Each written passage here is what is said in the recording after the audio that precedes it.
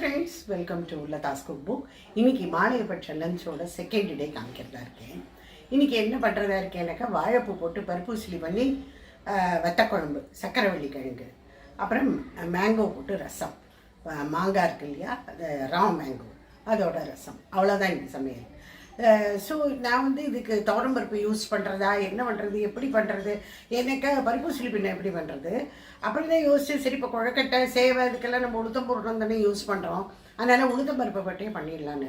அப்படி ரொம்ப டவுட்ஸ், நமக்கு பலவித டவுட்ஸ் வந்துடுது. இது போடலாமா, இது போடக்கூடாது, என்னதான் இத்தனை வயசாகி இத்தனை சமைச்சாலும் நமக்கு இந்த மாதிரி காரியங்கள்லாம் பண்ணும்பொழுது ஒரு டவுட் வரதான் செய்கிறது. நான் உடனே எங்கள் நாத்தனார் லீலாக்காவுக்கு ஃபோன் பண்ணினேன். அப்போ எங்கள் லீலாக்கா தான் சொன்னால், தாராளமாக எல்லாம் போட்டுக்கலாம், துவரம்பருப்பு, மிளகாவத்தல், யார் சொன்னால் உனக்கு இதெல்லாம் யூஸ் பண்ணக்கூடாது, நம்ம மற்ற எல்லாம் யூஸ் பண்ணுற வழக்கம் தான், நீ போட்டுக்கோ அப்படின்னா. சரி, நாளையிலேருந்து பார்த்துக்கலாம், இன்றைக்கி இப்படி தான் சமைச்சிருக்கேன். அப்புறம் எங்கள் அக்கா சுகந்தா, அவங்க தான் சிக்க திருப்பதியில் இருக்கா, அவள்கிட்டையும் நான் கேட்டுப்பேன். இவா ரெண்டு பேருக்கும், அதாவது இப்படி ஃபோன் பறக்கும், இப்படி சும்மா சமையல் இப்படி பண்ணிடுறது இல்லை, அந்த சமையலுக்கு பின்னாடி நம்ம உழைக்கிற உழைப்பு அதுவும் பார்க்கணும். எனக்கு சும்மா அப்படி சமைச்சு விட்றது இல்லை, மேலே இந்த வரையாக தோணினது இஷ்டத்துக்கு அப்படி பண்ணுறது இல்லை. 4 பேர்கிட்ட கேட்டுண்டு இது சரியா இது தப்பா, பெரியவாளாக நம்மளை விட பெரியவாளாக இருந்தாலும் சரி, நம்மளை விட சின்னவாளாக இருந்தாலும் சரி, கேட்கறதுல ஒன்றும் தப்பு இல்லையே, நான் கேட்டுட்டு தான் பண்ணுறேன்.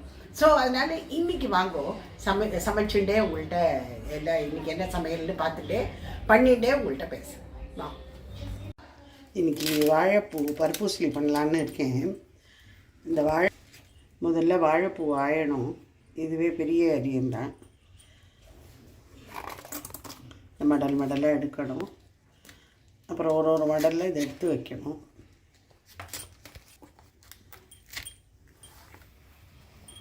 தெரியும், இந்த மடலில் போட்டு வச்சுட்டுருக்கோம்.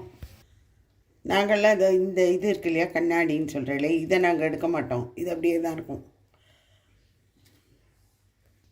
இந்த கல்லை எல்லாத்தையும் எடுத்து போட்டுருவோம். பொடி பொடியாக நறுக்கிக்கலாம்.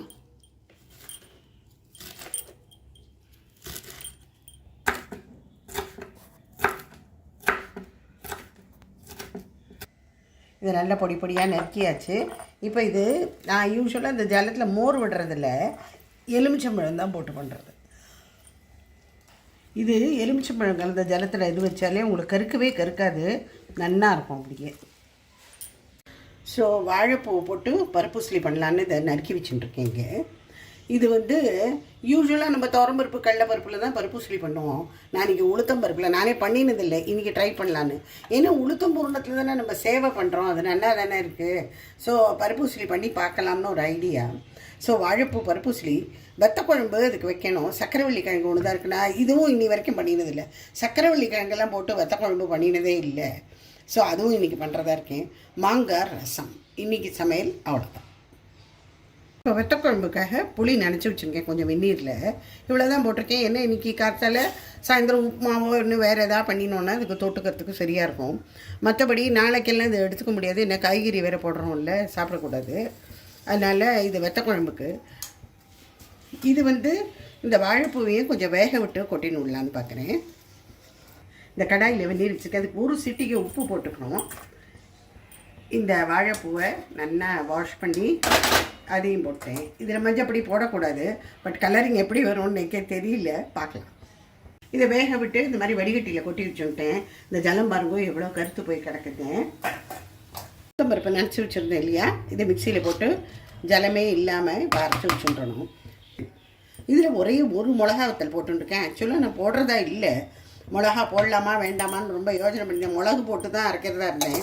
அப்புறம் எங்கள் நாத்தனார் நங்கநல்லூரில் இருக்கா லீலாக்காவுக்கு ஃபோன் பண்ணி கேட்டுட்டேன், மிளகா வத்தல் தாராளமாக போடலாம், ஏன் போட மாட்டேங்கிற போடுன்னா. அதனால் தைரியமாக போட்டுருக்கேன். நம்ம மாத்திலெல்லாம் போடுற வழக்கம்தான், அதனால் நீ போடுன்னு சொல்லியிருக்கா. இதை இப்போ உளுத்தம் பூரணத்தை நம்ம இட்லி தட்டில் வச்சு ஸ்டீம் பண்ணி வச்சு விடலாம். ஒரு 10 மினிட்ஸ் வச்சு விடலாம்.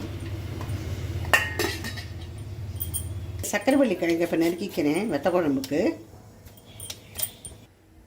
இப்போ வத்தக்குழம்பு பண்ணலான்ட்டு இந்த இருப்பச்சட்டி எடுத்து வச்சுருக்கேன். இதில் 2 டேபிள் ஸ்பூன் எண்ணெய் விட்டுருக்கேன். இப்போ கடுகு தாளித்து போட்டுக்கலாம். கருவேப்பிலை, சக்கரவள்ளி கிழங்கு, இந்த சக்கரவள்ளி கிழங்கை நல்லா தோல் சீவி நறுக்கி அதுக்கப்புறமா இது கொஞ்சமாக வெந்நீரில் போட்டு எடுத்து வச்சுக்கிட்டேன். கொஞ்சம் ஹாஃப் குக்டாக ஆகிடும். இதில் 2 ஸ்பூன் சாம்பார் பொடி. இது வீட்லேயே பண்ணினது தான். இதில் துவரம்பருப்பே போடலைன்னு அன்றைக்கி எல்லாருமே எதாவது சொல்லிட்டு இருந்தீங்கல்ல. துவரம்பருப்பு மிளகு அதெல்லாம் எதுவுமே கிடையாது இதில். அந்த புளி காமிச்சே இல்லையா, அது என்ன சுமார் நம்ம காப்பி டம்ளரால் 2 டம்ளர் ஜலத்தடை நல்லா கரைச்சி வச்சுருக்கோம். இப்போ இதை உப்பு, கல் உப்பு கொதிச்சுடுத்து இதில் கொஞ்சோண்டு வெல்லம் போட்டு இறக்கிடலாம். வேணும்னாக்க உங்களுக்கு ஒரு அரை ஸ்பூன் இங்கே அரிசி மாவும் கொஞ்சம் ஒத்தாப்பில் இருக்கணும்னு அந்த மாதிரி பண்ணலாம். அரிசி மாவு போட்டுக்கோ இல்லையா, ஒரு கொதி வந்தவொடனே இறக்கலாம். இல்லைனாக்கா ஒரு மாதிரி பச்சை வாசனை வரும். இங்கே எண்ணெய் வச்சுட்டுருக்கேன். இந்த பருப்பை உசுரிச்சு விடலாம். இதுக்கு கொஞ்சமாக எண்ணெய் வச்சு இதுக்கு கடுகு நான் மிக்சியிலேயே இந்த பொடி இது மாதிரி அரைச்சி விட்டேன். இந்த வேக வச்ச பருப்பை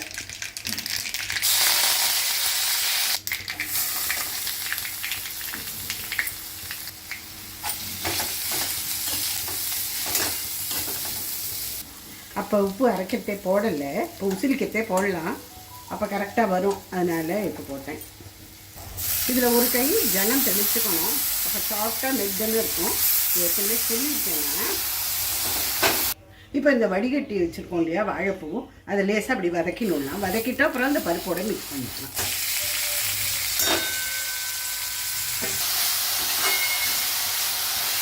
இங்கே வாழைப்பூவை வதக்கின்னு இருக்கேன், அங்கே வந்து பருப்பை உசிலிச்சுன்னு இருக்கேன். இதில் எடுத்து மிக்ஸ் பண்ணினா அச்சு பருப்பு. இந்த பருப்பை இப்போ இதில் கலந்து விடலாம். இந்த பருப்பு உசிலி நல்லா தான் இருக்கும்னு நினைக்கிறேன். நானே இது வரைக்கும் பண்ணிடுறதில்லை. சேவையெல்லாம் பண்ணுறோம்ல, உளுத்தன் சேவை பண்ணுறோம். அதே மாதிரி குழக்கட்டை பூரணத்துக்கும் உளுத்தம் குழக்கட்டை பண்ணுறோம். ஸோ அந்த மாதிரி நினச்சிட்டு நான் பண்ணிட்டேன். நல்லா தான் இருக்கும்னு நினைக்கிறேன். இறக்கறதே கொஞ்சம் தேங்காய் ஃப்ரெஷ் திருவிய தேங்காய் போட்டு இறக்கினா அவ்வளோ நல்லாயிருக்கும். ரொம்ப டேஸ்டியாக இருக்கும். ஸோ வாழைப்பூ பருப்பு உசிலி ஆகிட்டு இறக்கிடலாம். இப்போ மாங்காய் ரசம் வச்சுடலாம். இதுக்கு ஒரு 1/4 ஸ்பூன் நெய் விட்டுட்டுருக்கேன். இங்கே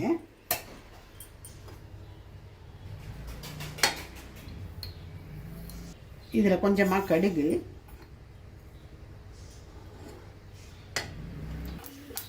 பொரிஞ்சவுடனே ஜீரகம் போட்டுடலாம். சீரகம், ஒரே ஒரு மிளகா வத்தல், கருவேப்பிலை. இது மாங்காய் திருவி வச்சுருக்கேன். கொஞ்சோண்டு தான், 2 ஸ்பூன் தான் இருக்கும். இதில் கொஞ்சம் ஜலத்தை ஊற்றிடுவோம்.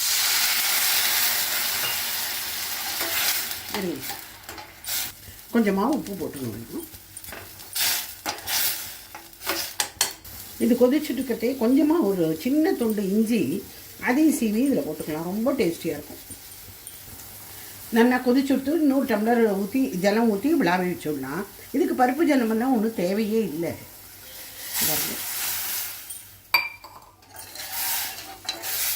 நல்லா முத்துக்கொதி வந்துட்டு இறக்கிடலாம். இது ரொம்ப ரொம்ப சிம்பிள் அண்ட் ஈஸியஸ்ட் ரசம். இது இன்னைக்கு லஞ்ச் பார்க்கலாமா? இன்னைக்கு வாழைப்பூ பருப்பு உசிலி,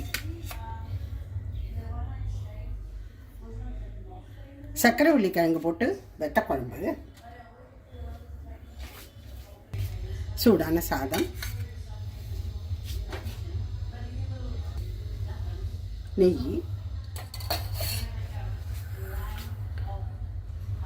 மாங்காய் ரசம்,